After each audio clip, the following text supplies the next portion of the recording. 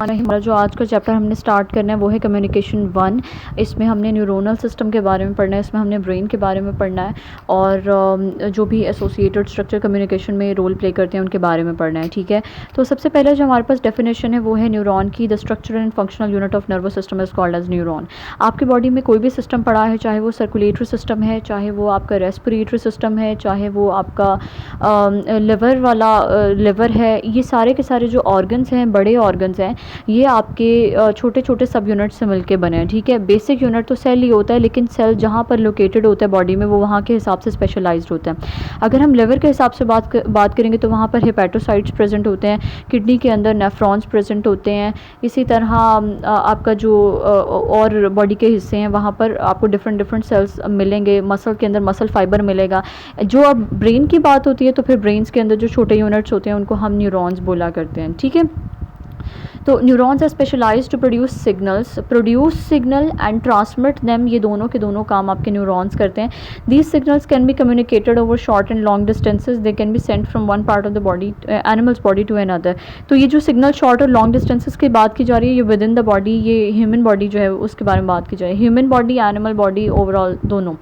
Neurons have two important properties. Number 1 is excitability, number 2 is conductivity. What is excitability? अगर आपके neuron को trigger कर दिया जाए कि ये मैसेज लेके जाना है, तो जहाँ पर आपने मैसेज दिया है उस चीज़ को और उसको तैयार किया है कि आपने इस मैसेज को लेके जाना है, उस चीज़ को हम एक्साइटेबिलिटी बोल रहे हैं। ठीक है, तो दूसरा आपके पास क्या है? दूसरी चीज़ है कंडक्टिविटी। अब वो मैसेज जो लेके जाया जा रहा है एक जगह से दूसरी जगह, इसको हम कंडक्टिविटी बोलते हैं। तो न्यूरॉन्स कितनी टाइप्स के होते हैं? न्यूरॉन्स 3 तरह के होते हैं। एक को हम सेंसरी बोलते हैं, दूसरे को हम इंटर बोलते हैं और तीसरा आपके पास है मोटर न्यूरॉन्स। सेंसरी न्यूरॉन्स आपको नाम से पता चल रहा है, which transmit nerve impulse from receptor to central nervous system. Now it's very important for you to understand कि व्हाट आर रिसेप्टर्स। ठीक है, रिसेप्टर का जो वर्ड है वो निकला है आपके पास रिसीव से, और ये क्या करते हैं? ये किसी भी मैसेज को रिसीव करते हैं, किसी भी स्टिमुलाई को रिसीव करते हैं। ठीक है, रिसेप्टर और स्टिमुलाई का फ़र्क वाज़ेह होना चाहिए। आपके इन्वायरमेंट के अंदर या टेम्परेचर में, लाइट में या कोई भी किस्म की जो फ्लक्चुएशन हो रही है, आपके सराउंडिंग्स में जो तब्दीलियाँ हो रही हैं, उनमें वो ऐसी फोर्स होती हैं जो आपके अंदर रिस्पॉन्स को जनरेट करती हैं। ठीक है, तो ये जो तब्दीलियाँ आपके इन्वायरमेंट में हो रही हैं, आप इनको स्टिमुलाई कहते हो, चाहे वो टेम्परेचर है चाहे वो लाइट है।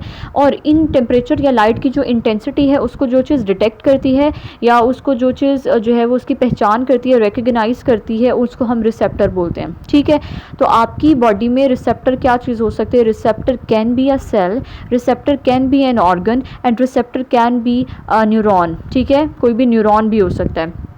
अच्छा, जो आपकी स्टिमुलाई इन्वायरमेंट से आपने मैसेज लिया, आपके रिसेप्टर्स जो स्किन में पड़े हुए थे उन्होंने उस मैसेज को रिसीव किया या डिटेक्ट किया, और उसके बाद वो क्या करेंगे? ये जो मैसेज है ये इसको लेके जाएंगे आगे की तरफ, लाइक ट्रांसमिट करेंगे सेंट्रल नर्वस सिस्टम यानी कि ब्रेन की तरफ लेके जाएंगे। तो अब आपके पास कितनी टाइप्स के हैं जो सेंसरी न्यूरॉन्स हैं? आपके पास रिसेप्टर सेंसरी न्यूरॉन्स हैं जो कि रिसेप्टर के तौर पर काम करें। आप यूँ समझ सकते हो कि आपकी जो स्किन है उसके अंदर ये नर्व्स की जो न्यूरॉन्स की जो एंडिंग्स पड़ी हुई है ना, उसको हम receptor neurons, receptor sensory neurons बोल रहे हैं। दूसरा आपके पास है affector sensory neurons. Some other neurons are activated by receptors. अब रिसेप्टर्स ने मैसेज को रिसीव किया और उसके बाद वो जो आगे ट्रांसमिट कर रहे हैं मैसेज को, वो आपके पास एफरेंट सेंसरी न्यूरॉन्स हैं। ठीक है, changes in the internal and external environment stimulate sensory neurons either way. मतलब कोई भी आपके पास कोई भी फ्लक्चुएशन या कोई भी तब्दीली वगैरह हो रही है यहाँ पर, उसके हवाले से बात हो रही है। तो सेंसरी न्यूरॉन्स क्या करेंगे?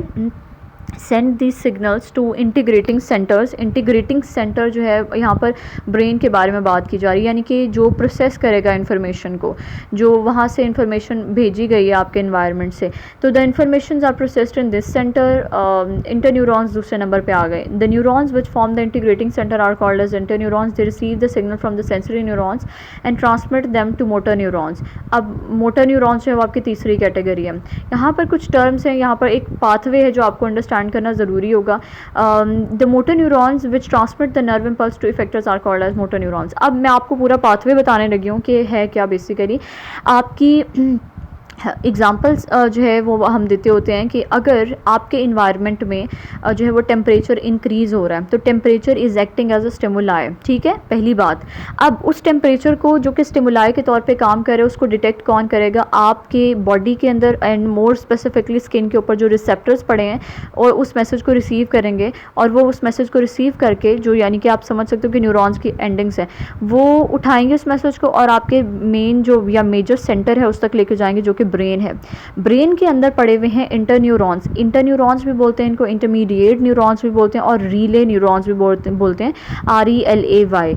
तो ये क्या करेंगे? उस मैसेज को रिसीव करेंगे भाई, उसको प्रोसेस किया जाएगा, और उसके बाद क्या होगा? इस मैसेज को मोटर न्यूरॉन्स को शिफ्ट कर दिया जाएगा। जैसे रिले रेस होती है, एक के बाद एक चीज़ दूसरे को दी जा रही होती है, ये वो सेटअप है। अब ये प्रोसेस करने के बाद उस इन्फॉर्मेशन को जब मोटर न्यूरॉन्स को दिया जाएगा, तो मोटर न्यूरॉन्स कहाँ लेके जाएंगे? इफेक्टर्स तक लेके जाएंगे। अब मैं इफेक्टर्स बोलूँ या फिर मैं बोलूँ कि ये मसल्स और ग्लैंड्स हैं, effectors is equals to muscles and glands, एक ही बात है। तो जो टेम्परेचर को डिटेक्ट किया गया था कि भाई टेम्परेचर बहुत इंक्रीज़ हो रहा है, अब मोटर न्यूरॉन्स क्या करेंगे? आपकी स्किन के ऊपर जो स्वेट ग्लैंड्स पड़े हुए होंगे उनको ट्रिगर करेगा, और उनको ट्रिगर करके ये कहेगा कि अब आप जो है वो स्वेटिंग का प्रोसेस स्टार्ट कर दो। उससे क्या होगा? आपको जो है वो पसीना आएगा और आपकी बॉडी जो है वो कूलिंग इफेक्ट जो है वो फील करेगी। तो ये सारा का सारा जो है वो प्रोसेस इस तरीके से न्यूरॉन्स जो है वो शिफ्टिंग करते हैं। अब आपके पास अगली चीज़ है स्ट्रक्चर ऑफ न्यूरॉन के बारे में। अगर पूछा जाए तो आपके पास 3 मेजर पार्ट्स हैं न्यूरॉन के। सबसे पहला सेल बॉडी, दूसरा है डेंड्राइट और तीसरा है एक्सॉन।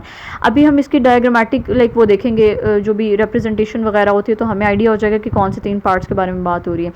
सेल बॉडी वो हिस्सा जैसे नॉर्मली सेल होता है वैसे ही बात हो रही है, मतलब आपका जैसे न्यूक्लियस पड़ा हुआ होता है, राइबोसोम्स पड़े हुए होते हैं, माइटोकॉन्ड्रिया पड़े हुए होते हैं, सेम यहाँ पर भी सेल बॉडी एक हिस्सा है न्यूरॉन का, जहाँ पर ये सारी ऑर्गेनाइल्स पाई जाएंगे।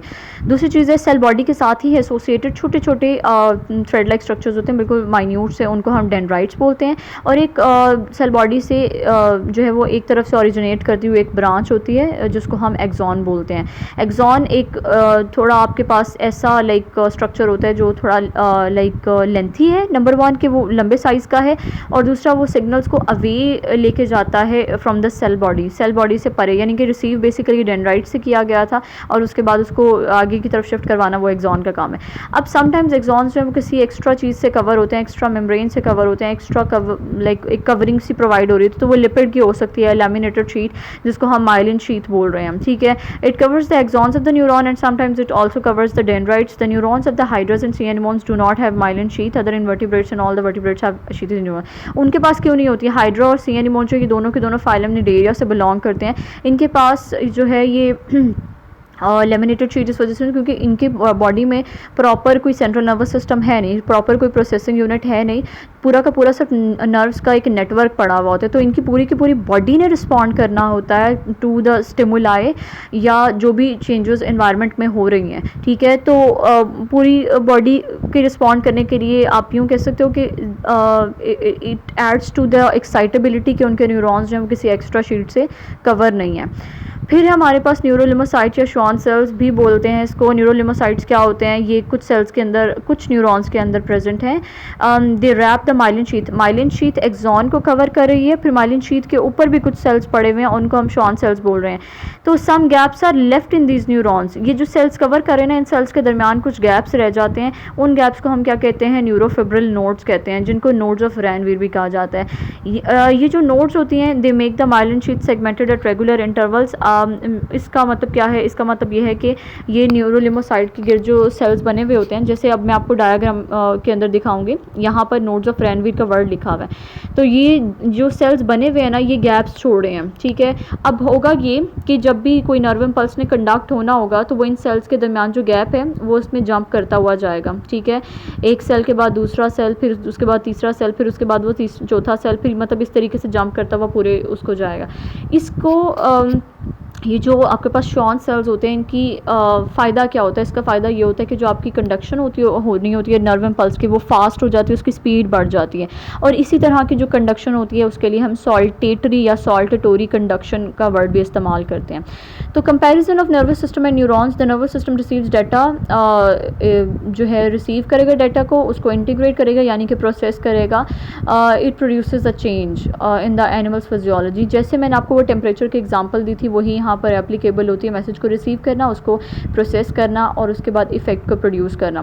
सो thus we can say that the dendrites of the neuron act as receptors which are receiving the stimuli basically, and the cell body acts as an integrator which is processing the information, and the ends of the axons are the effectors, यानी कि the structures which are producing the effect, जो भी muscles या glands के through effect produce करना है वो produce किया जाएगा।